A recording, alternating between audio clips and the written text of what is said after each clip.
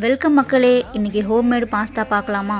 ஒரு பாத்திரத்தில் தண்ணி ஆட் பண்ணி 2 கப்பு பாஸ்தா ஆட் பண்ணிக்கோங்க. கொஞ்சமாக கல்லுப்பு போட்டு 1 ஸ்பூன் ஆயில் போட்டு நல்லா பாயில் பண்ணிக்கோங்க. அது பாயில் ஆகிறதுக்குள்ளே உங்களுக்கு பிடிச்ச வெஜிடபிள்ஸ் கட் பண்ணி வச்சுக்கோங்க. பாயில் ஆனதுக்கப்புறம் ஃபில்டர் பண்ணி வச்சுக்கோங்க. இப்போ இந்த தக்காளியை ஜாலில் போட்டு ஃபைனாக அடைச்சி எடுத்துக்கோங்க. இப்போ ஒரு பேனில் 1/4 ஸ்பூன் பட்டர் ஆட் பண்ணி 1 ஸ்பூன் சீரகம் 1 ஸ்பூன் சோம்பு ஃபைனாக சாப் பண்ண 2 வெங்காயம் கொஞ்சமாக நெய் ஆட் பண்ணிக்கோங்க வாசனைக்கு. இப்போ 1 ஸ்பூன் இஞ்சி பூண்டு பேஸ்ட் ஆட் பண்ணிக்கோங்க. ஜாரில் இருக்கிற பேஸ்ட் இது கூட ஆட் பண்ணிடலாம். இப்போ 2 கேரட் ஃபைனாக சாப் பண்ணிக்கோங்க. 1/2 ஸ்பூன் சில்லி பவுடருங்க. கேரட் பாயில் ஆகிறதுக்கு கொஞ்சமாக தண்ணி ஆட் பண்ணிக்கோங்க.